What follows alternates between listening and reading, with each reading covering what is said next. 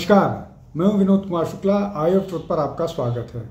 जिस तरह से तुर्की ने भारत के खिलाफ पाकिस्तान की मदद की जब भारत ऑपरेशन सिंदूर चला रहा था पाकिस्तान के खिलाफ, तो ये जो मदद की रिपोर्ट आई और किस तरह से जो ड्रोन हैं तुर्की के वो भारत के खिलाफ इस्तेमाल किए गए, उसके बाद से भारत के लोगों में नाराज़गी है, सरकार में नाराज़गी है, व्यवस्था को लेकर के लोगों में नाराज़गी है और लोगों ने ये निर्णय किया है, करना शुरू कर दिया है कि अब तुर्की के साथ, हालांकि उसमें अजरबैजान भी शामिल है, तुर्की के साथ हम संबंध नहीं रखेंगे और उनकी चीज़ों का बायकॉट करेंगे, उनके सामान का बायकॉट करेंगे और टूरिस्ट प्लेसेस जो तुर्की के हैं उनको नहीं विजिट करेंगे।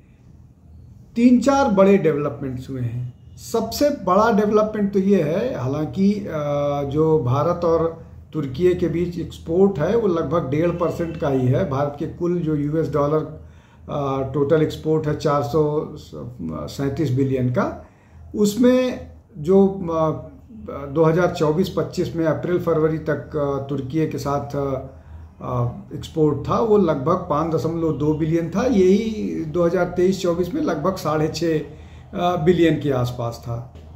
और जो भारत का एक्सपोर्ट है वो बाकी और देशों में जो इंडिया के साथ इंपोर्ट है तुर्की से, वो 2000 ये मैंने अभी आपको बताया एक्सपोर्ट था। इंपोर्ट जो है वो 2.84 बिलियन का है अप्रैल फरवरी 2024-25 तक, जो 2023-24 में लगभग 3.7 बिलियन डॉलर का था।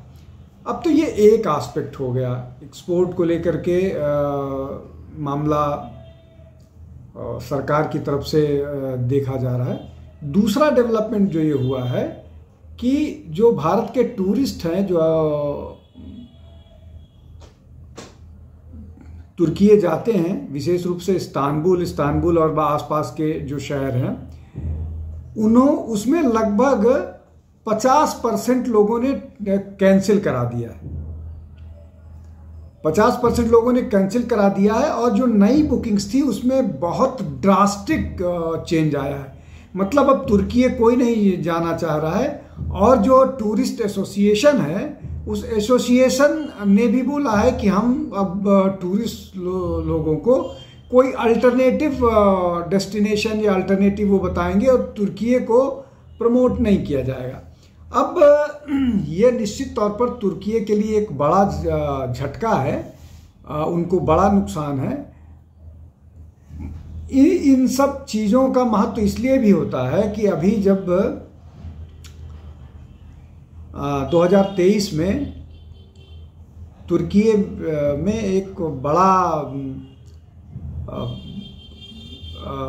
जिसको बोलते हैं अर्थक्वेक आया था, उस अर्थक्वेक में भारत ने ऑपरेशन दोस्ती के नाम पर 9 जहाज़ों में रिलीफ मटेरियल भेजा था और वो रिलीफ मटेरियल ने तुर्की की कितनी मदद की, उनके कंस्ट्रक्शन में जो भी मतलब रीबिल्डिंग में बहुत सारी मदद की। लेकिन बहुत सारे ऐसे ओकेजन्स हैं जहां पर तुर्की भारत के खिलाफ पाकिस्तान के समर्थन में खड़ा नजर आता है। यहाँ तक कि कश्मीर मामले में भी जिस तरह की बात कई बार तुर्की करता है वो निश्चित तौर पर भारत को नागवार गुजरती है, लेकिन सिर्फ इसलिए कि वो एक इस्लामिक नेशन है और अपने आप को खलीफा का सीट होने के कारण, चूंकि जो खलीफत थी वो तुर्की ही उसका वो था, जो 1919 में जब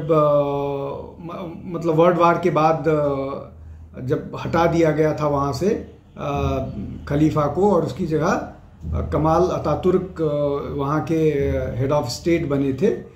तो ये एक बड़ा फैक्टर है और इसी खिलाफत को वापस लाने की मुहिम न केवल तुर्की की है बल्कि पाकिस्तान की है और भारत के भी बहुत सारे ऐसे मुसलमान जो खिलाफत के समर्थन में है या खिलाफत की बात करते हैं, वो भी तुर्की के साथ बहुत सारे मामले में खड़े नज़र आते हैं, लेकिन वो बीच में डबल स्पीक करते हैं। वो भारत की भी बात करेंगे और तुर्की के खिलाफत की बात करेंगे। अब एक तीसरा इसमें महत्वपूर्ण मसला है जिसको और समझ लेना चाहिए कि दिल्ली की जवाहरलाल नेहरू विश्वविद्यालय ने एक MOU किया था टर्किश यूनिवर्सिटी के साथ। वो जो है टर्किश यूनिवर्सिटी, तुर्कीज इनानू यूनिवर्सिटी, जो इनानू यूनिवर्सिटी तुर्की की थी, उसके साथ एक MOU साइन था। ये 3 फरवरी को ही साइन हुआ था, मतलब इसी साल, और 3 साल के लिए किया गया था। लेकिन इसको विड्रॉ कैंसिल कर दिया गया है और कारण ये दिया गया है नेशनल सिक्योरिटी कंसिडरेशन, सुरक्षा के मद्देनज़र इसको कैंसिल किया जाता है। अब इससे बड़ा सेटबैक किसी भी देश के लिए और कुछ नहीं हो सकता है कि इस तरह के मामले में भी सरकार, और ये बिना सरकार के अप्रूवल के नहीं हुआ होगा, बिना शिक्षा मंत्रालय के सहमति के या बिना शिक्षा मंत्रालय के गो अहेड के कारण नहीं हुआ होगा। ये जो है, तो कुल मिलाकर के ये जो मतलब मैंने आपको 3 बड़े उदाहरण बताए, इसके अलावा और भी इस तरह के बहुत सारे चीज़ें हैं जो आने वाले समय में जिनको डिस्क्लोज किया जाएगा।